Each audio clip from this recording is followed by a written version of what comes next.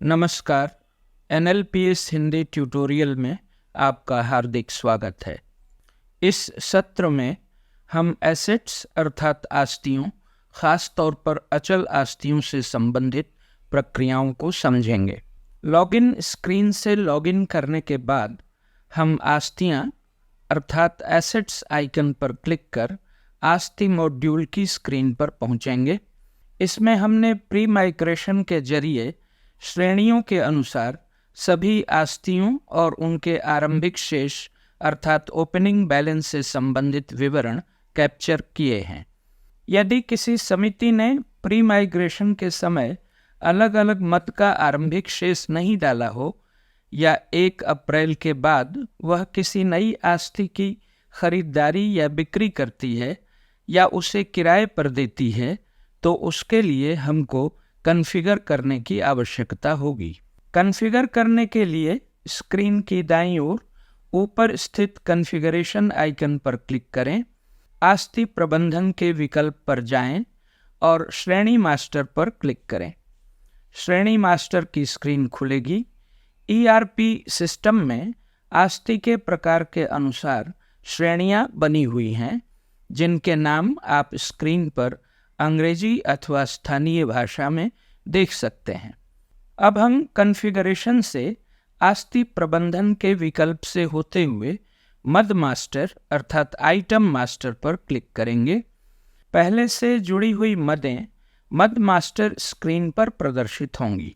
यदि कोई नई मद जोड़नी है तो हम दाहिनी ओर स्थित प्लस के निशान पर क्लिक करेंगे। एक पॉपअप स्क्रीन खुलेगी। सबसे पहले हम श्रेणी का नाम चुनेंगे, मद का नाम भरेंगे। लाल स्टार वाले सभी फील्ड भरना अनिवार्य है। स्थानीय भाषा में स्वतः आने वाले नाम में आवश्यकता के अनुसार संशोधन करना पड़ सकता है। मद का संक्षिप्त नाम भरेंगे। आवश्यकता के अनुसार दिए गए विकल्पों को टिक करेंगे। ये विकल्प हैं: क्या आस्ति किराए पर देने योग्य है, क्या बीमा करना आवश्यक है, क्या मूल्य वृद्धि लागू है, आदि।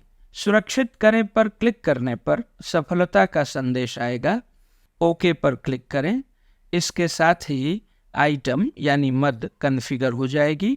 जोड़ी गई मद को हटाया या संपादित भी किया जा सकता है। अब हम कॉन्फ़िगरेशन के माध्यम से आस्ति प्रबंधन में जाकर विक्रेता मास्टर अर्थात वेंडर मास्टर पर क्लिक करेंगे। आपकी जानकारी के लिए यदि पहले से विक्रेता शामिल हैं तो विक्रेताओं की सूची दिखेगी। प्लस आइकन पर क्लिक करने पर विवरण भरने का पेज खुलेगा। उसमें सबसे पहले विक्रेता का नाम भरते हैं। स्थानीय भाषा में स्वतः प्रदर्शित नाम में आवश्यकता के अनुसार संशोधन करना पड़ सकता है। विक्रेता का पता भरेंगे। गांव या शहर चुनेंगे। राज्य चुनेंगे। फ़ोन नंबर भरेंगे। ईमेल पता और संपर्क व्यक्ति का नाम भरेंगे। लाल रंग के स्टार निशान वाले सभी फील्ड भरना अनिवार्य है। सुरक्षित करें पर क्लिक करें। सफलता का संदेश आएगा। ओके पर क्लिक करें। अब इसके बाद कॉन्फ़िगरेशन के माध्यम से आस्ति प्रबंधन में जाकर हम किराया मास्टर पर क्लिक करेंगे। आपकी जानकारी के लिए यदि पहले से किसी मद का किराया जोड़ा गया है तो किराया मास्टर में सूची दिखेगी। प्लस के निशान पर क्लिक करने पर विवरण भरने का पेज खुलेगा। उसमें हम सबसे पहले श्रेणी का नाम चुनेंगे, मद का नाम चुनेंगे, आवश्यकता के अनुसार आवृत्ति का प्रकार चुनेंगे, रुपए में किराए की राशि भरेंगे। न्यूनतम किराया राशि यदि कोई है तो भरेंगे। नीति की तारीख भरेंगे। लाल रंग के स्टार निशान वाले सभी फील्ड भरना अनिवार्य है। सुरक्षित करें पर क्लिक करें। सफलता का संदेश आएगा। ओके पर क्लिक करें। इसके बाद कॉन्फ़िगरेशन के माध्यम से आस्ति प्रबंधन में जाकर हम मूल्य ह्रास मास्टर अर्थात डिप्रिशिएशन मास्टर पर क्लिक करेंगे। यदि पहले से किसी मद का मूल्य ह्रास जोड़ा गया है तो मूल्य ह्रास मास्टर में सूची दिखेगी। प्लस आइकन पर क्लिक करने पर विवरण भरने का पृष्ठ खुलेगा। उसमें सबसे पहले हम श्रेणी का नाम चुनेंगे। नियम के अनुसार मूल्य ह्रास प्रतिशत भरेंगे। लाल रंग के स्टार निशान वाले सभी फील्ड भरना अनिवार्य है। सुरक्षित करें पर क्लिक करें। सफलता का संदेश आएगा, ओके पर क्लिक करें।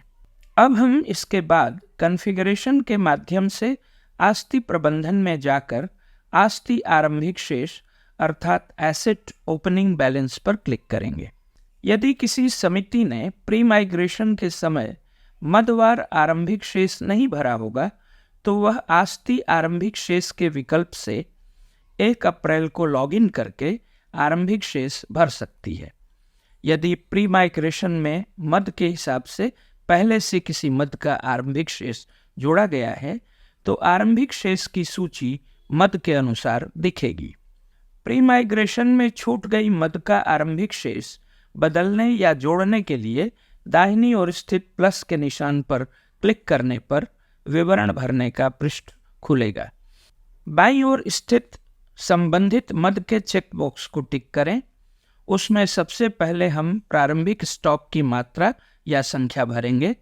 1 अप्रैल की स्थिति के अनुसार मद का आरंभिक शेष यानी वर्तमान मूल्य भरेंगे। लाल रंग के स्टार निशान वाले सभी फील्ड भरना अनिवार्य है। सुरक्षित करें पर क्लिक करें। सफलता का संदेश आएगा, ओके पर क्लिक करें। आइए अब हम आस्ति मापदंड अर्थात एसेट पैरामीटर निर्धारित करने की प्रक्रिया समझते हैं। कॉन्फ़िगरेशन के माध्यम से आस्ति प्रबंधन के विकल्प से होते हुए हम आस्ति मापदंड अर्थात एसेट पैरामीटर स्क्रीन पर जाएंगे। इसमें आवश्यकता के अनुसार सभी पैरामीटर निर्धारित करने होते हैं। यदि वे पहले ही निर्धारित नहीं किए गए हों या उनमें परिवर्तन की आवश्यकता हो। मापदंड भरने के बाद अद्यतन करें पर क्लिक करें। पॉपअप में सफलता का संदेश आएगा, ओके पर क्लिक करें। मापदंड सफलतापूर्वक निर्धारित हो जाएंगे। अब हम कॉन्फ़िगरेशन के माध्यम से आस्ति प्रबंधन में जाकर विभाग मास्टर पर क्लिक करेंगे। यदि पहले से किसी विभाग को जोड़ा गया होगा तो विभाग मास्टर में सूची दिखेगी। प्लस आइकन पर क्लिक करने पर विवरण भरने का पृष्ठ खुलेगा। उसमें सबसे पहले हम विभाग का नाम भरेंगे। क्षेत्रीय भाषा में स्वतः प्रदर्शित नाम में आवश्यकता के अनुसार संशोधन करना पड़ सकता है। विभाग का संक्षिप्त नाम भरेंगे। लाल रंग के स्टार निशान वाले सभी फील्ड भरना अनिवार्य है। सुरक्षित करें पर क्लिक करें। सफलता का संदेश आएगा, ओके पर क्लिक करें। कॉन्फ़िगरेशन के माध्यम से आस्ति प्रबंधन में जाकर हम आस्ति जीएसटी मास्टर स्क्रीन पर जाएंगे। यदि पहले से किसी मद का जीएसटी मास्टर जोड़ा गया है तो उनकी सूची दिखेगी। नई मद का जीएसटी जोड़ने के लिए प्लस आइकन पर क्लिक करने पर विवरण भरने का पृष्ठ खुलेगा। बाईं ओर स्थित संबंधित चेक बॉक्स को टिक करें। जीएसटी का विवरण भरें।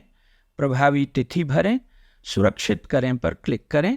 पॉपअप में सफलता का संदेश आएगा, ओके पर क्लिक करें। कॉन्फ़िगर की गई मदों का जीएसटी विवरण नीचे दिखेगा। आस्ति जीएसटी मास्टर की प्रक्रिया पूरी होने के साथ ही कॉन्फ़िगरेशन की प्रक्रिया भी पूर्ण हुई। अब हम एसेट्स अर्थात आस्तियों के लेन देन की प्रक्रिया को समझेंगे। ईआरपी डैशबोर्ड में आस्तियां अर्थात एसेट्स आइकन पर क्लिक करेंगे। आस्ति मॉड्यूल में पेज खुलेगा। आइए अब आस्ति खरीद अर्थात एसेट परचेज की प्रक्रिया समझते हैं। आस्ति खरीद आइकन पर क्लिक कर आस्ति खरीद मॉड्यूल में प्रवेश करेंगे। खरीद विवरण वाले भाग में क्रय आदेश संख्या अर्थात पीओ नंबर भरेंगे। खरीद की तिथि भरेंगे। लॉगिन तिथि ही लेन देन की रिकॉर्डिंग तिथि होगी। मद जोड़ें वाले भाग में दाहिनी ओर प्लस आइकन पर क्लिक करें। श्रेणी का नाम चुनें। मद का नाम चुनें। मात्रा या संख्या भरें। रुपए में जीएसटी को छोड़कर दर भरें। जीएसटी की दर यदि कॉन्फ़िगर की गई होगी तो अपने आप आ जाएगी। राशि के अंतर्गत कुल राशि अपने आप आएगी। आवश्यकता के अनुसार वाउचर का प्रकार चुनें। सुरक्षित करें बटन पर क्लिक करें। सफलता के संदेश के पॉपअप में ओके पर क्लिक करें। वाउचर एफएएस में पास होने के लिए तैयार है। इस तरह नकद खरीद की प्रक्रिया पूरी होती है। अब हम आस्ती प्रबंधन की जानकारी लेंगे। आस्ती प्रबंधन करें आइकन पर क्लिक करें। पॉपअप में 3 विकल्प दिखेंगे। पहले हम आस्ती की टैगिंग वाले विकल्प पर क्लिक करेंगे। आस्ती टैगिंग का पेज खुलेगा।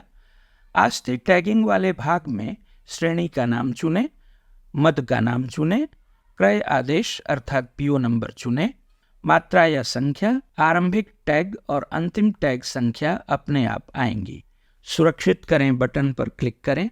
सफलता के संदेश के पॉपअप में ओके पर क्लिक करें। आस्ती टैग हो जाएगी।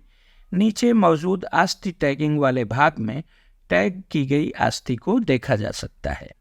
अब हम आस्ती प्रबंधन के दूसरे विकल्प आवंटन को समझेंगे, जिसका प्रयोजन विभाग को आस्ती का आवंटन करना है। आस्ती प्रबंधन करें आइकन पर क्लिक करें। पॉपअप में 3 विकल्प दिखेंगे। दूसरे विकल्प आवंटन पर क्लिक करें। विभाग का नाम चुनें, श्रेणी का नाम चुनें, मद का नाम चुनें, मात्रा या संख्या अपने आप शेष मात्रा के अनुसार आएगी। आवश्यक मात्रा या संख्या के अंतर्गत आवंटित की जाने वाली मद की मात्रा या संख्या डालें। लॉगिन तिथि ही आवंटन तिथि होगी। अभ्युक्ति भरें।